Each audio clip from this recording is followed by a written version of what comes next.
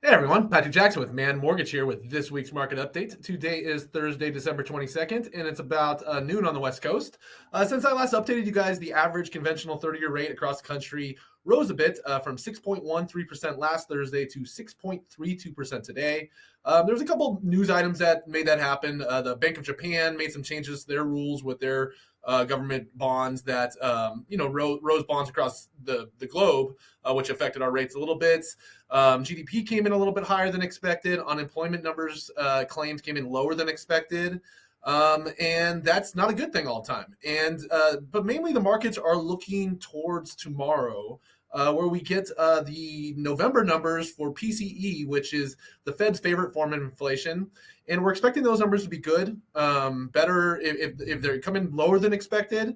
They're already expected to come in low, but if they come in lower than that, then we expect maybe the markets will get an even better rally. If they come in not as good as expected or higher, which shouldn't happen, but obviously could. If that happened, then we would see rates go higher. So we want to avoid that. Keep our eye on those inflation reports, as we talked about before. That's the main thing that's been driving rates higher. So if we can keep inflation down, then historically we'll see inflation come down as well. And really, what's happening right now, we have a little bit of a narrative thing going on between the Fed and the markets.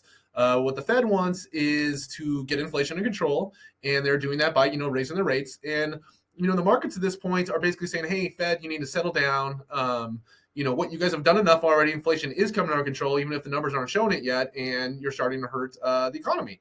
And so the Fed, things like the unemployment numbers, coming in lower than expected. The reason that's a negative is it emboldens the Fed and gives them, proof to be like, hey, look what we're doing is not having a negative effect on the economy at all. And we can keep doing this. We can keep raising our rates and everything will be fine.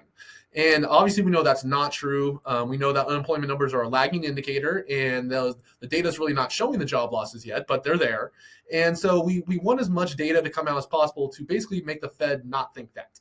The more they get emboldened, the more that there's a chance that they either continue to raise rates or keep them to where they're at. Whereas if more and more data comes out showing that, inflation's coming under control and, hey, maybe the economy is cooling off, then a better chance that they'll, like I said, freeze the rate hikes, or that they might even, go back to, decreasing the rates.